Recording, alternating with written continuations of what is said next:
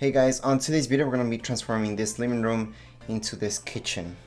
So there's actually a lot of work that goes into this electrical piping and everything. We start off just with the whole thing modeling where everything's gonna go, so we know where the electrical and everything we have to set up. So we went to IKEA. That was the cheapest and easiest place where we had free software and we could lay everything out, even if we didn't use IKEA, for example, but we did in the end.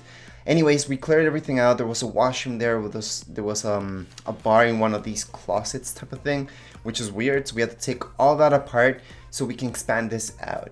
So that means just a little bit of extra work because we had to do that. But it was a good thing because then we could lay out some electrical, move out some piping that we didn't need there anymore, and set up everything that we needed. For example, here you guys can see we set up the fridge so we know where it goes. And then we got all this stuff from IKEA. So we had to start just laying everything out.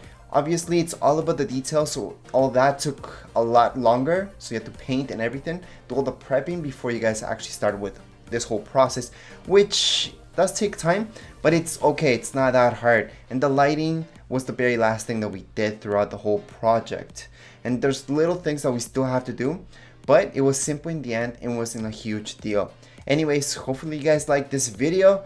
If you guys notice that the picture's a little bit distorted, it's because I took panoramic images throughout this project, and that's why they seem a little bit distorted, but you guys get a good idea of what was the before and after. Again, it wasn't a huge project. It wasn't that hard. It was mostly the electrical and the plumbing that went down to this that took a little bit longer. However, we did everything ourselves and it turned out pretty okay. Anyways, that's it for this video. If you guys have any comments, questions, you guys can write them down in the comments area. Don't forget to subscribe and rate. Thank you.